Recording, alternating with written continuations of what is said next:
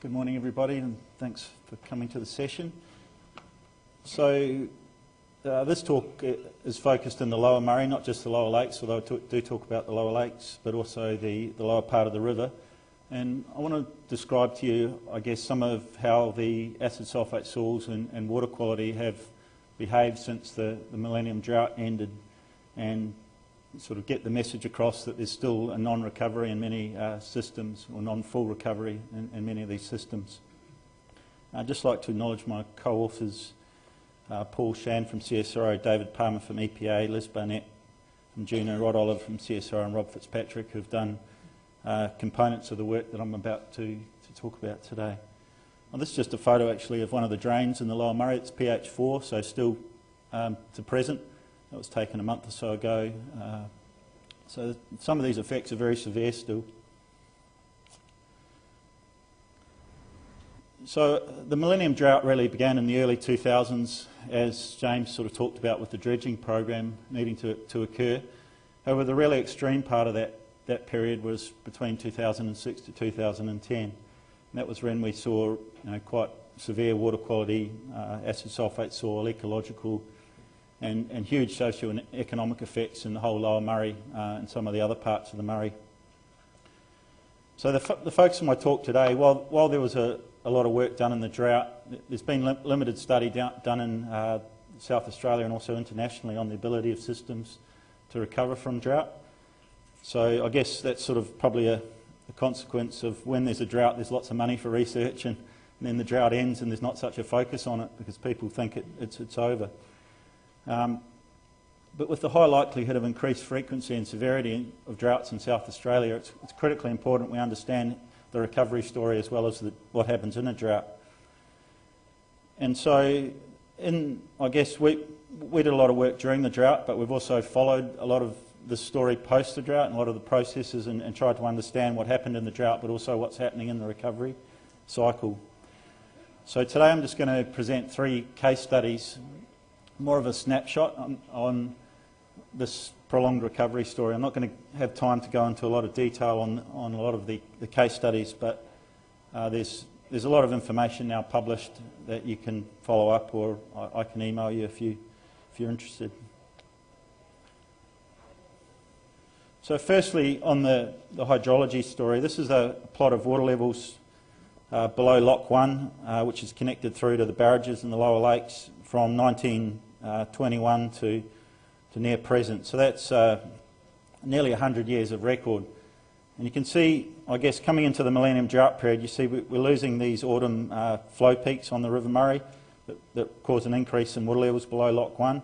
You're sort of flatlining here into about 2006, and then you're seeing a rapid decrease in water levels.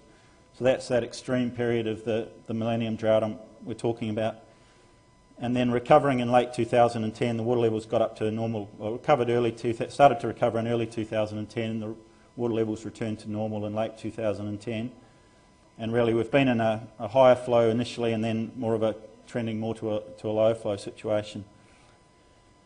I would say when we talk about the Millennium drought in the context that I'm going to talk about, I'm talking about a hydrological drought. So the meteorological drought that drove this was part of the story. That was a whole of Murray-Darling Basin story with declines in autumn rainfall.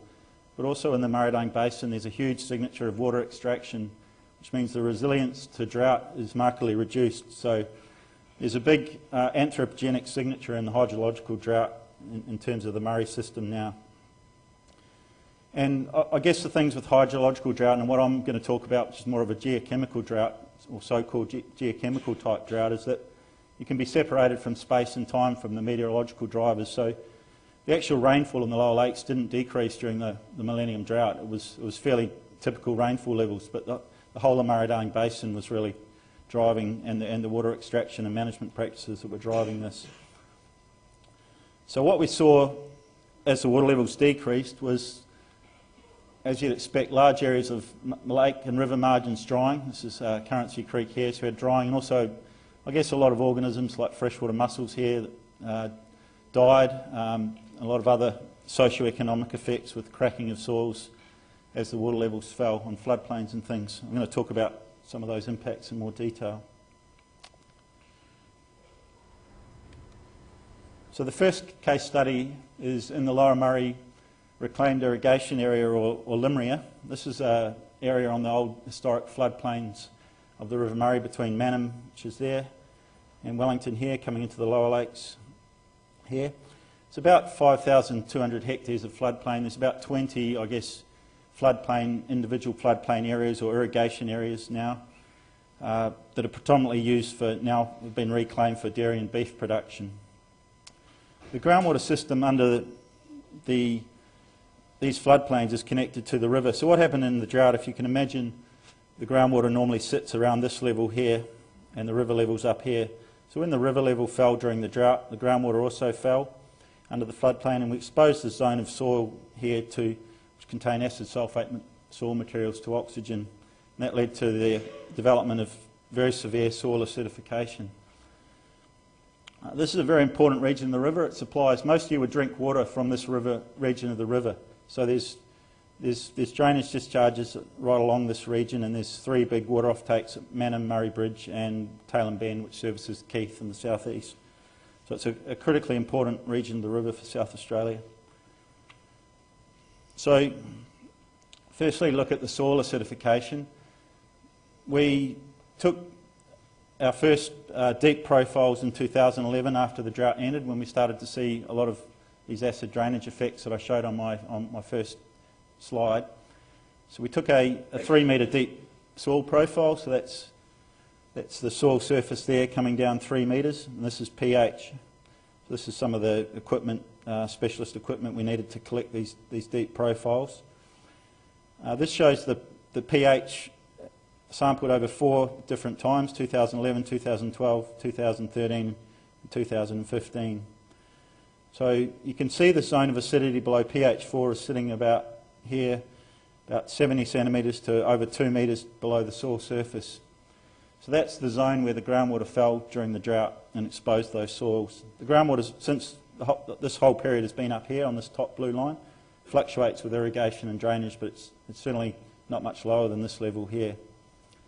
So you can see that despite 5 or more years of active drainage and irrigation and water levels being back to normal, the pH is very unchanged. It's still pH 4. If that was in the soil, it's bad, particularly for the farmers. But a big issue in this region is these areas also have drainage pumps that discharge to the River Murray.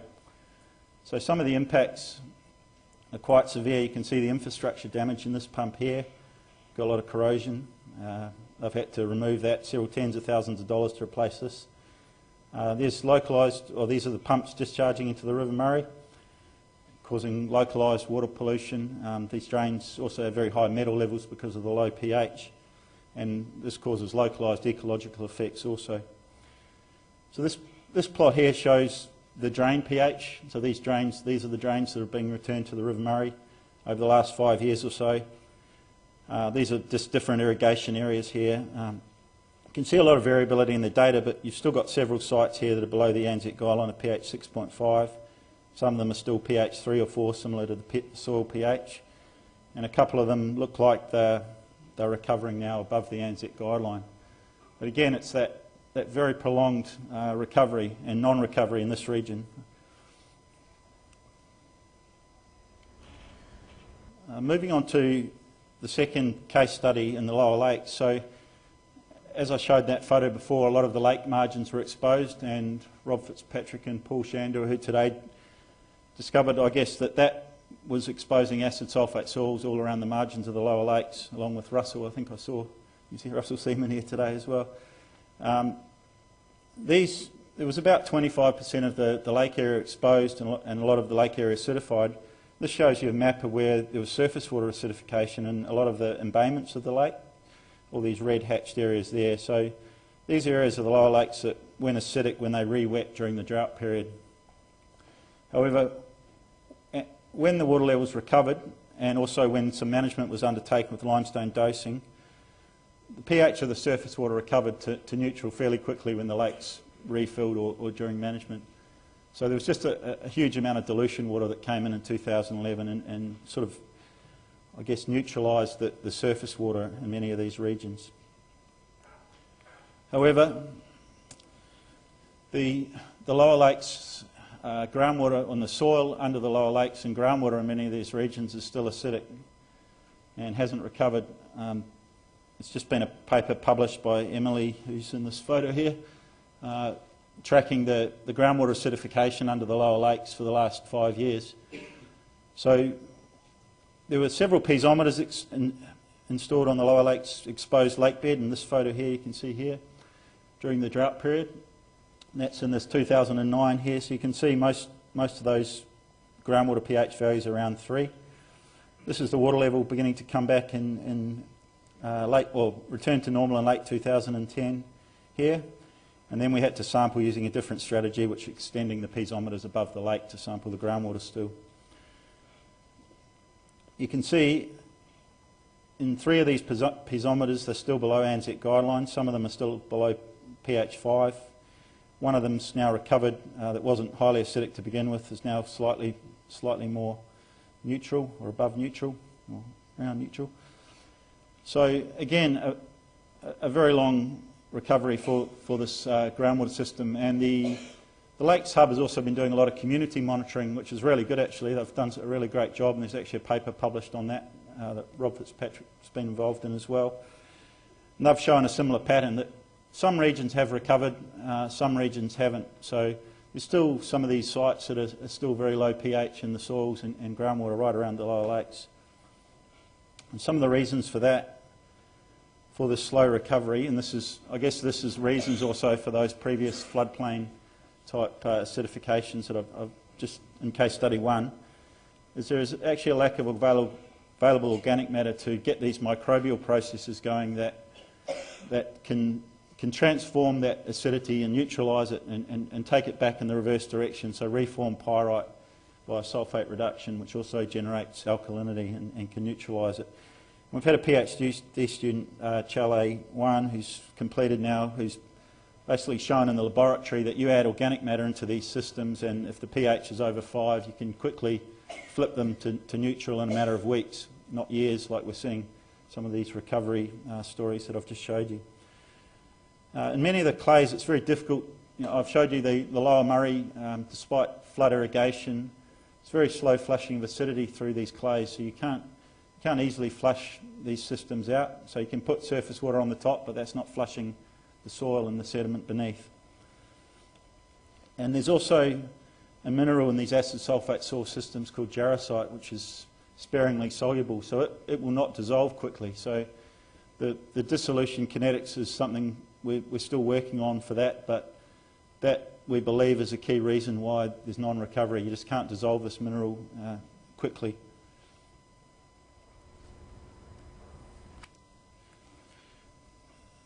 The final case study, I want to move away from acidification and just talk about general water quality in the lower lakes. So I've just got a couple of plots here. The first plot on the left here is it's a representation in a multi-dimensional statistical space of what the lower lakes community, phytoplankton community structure is during different years. It's a little bit hard to see here, so I'll try and step you through it, but essentially this is from 1992 to 93 and so on, and this space is maintained until this point here is in 2005, 2006, so moving into that extreme space here, and then you can see quite a marked shift in the space, the community structure for the phytoplankton out into, this is 2005, 2006, this is 2006, 2007, moving into the extreme drought period here, further shifts in the phytoplankton community structure.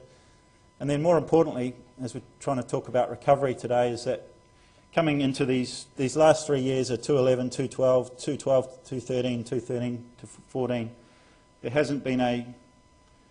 I've got 2 minutes? You've got 1 minute. 1 minute. It's my second to last slide.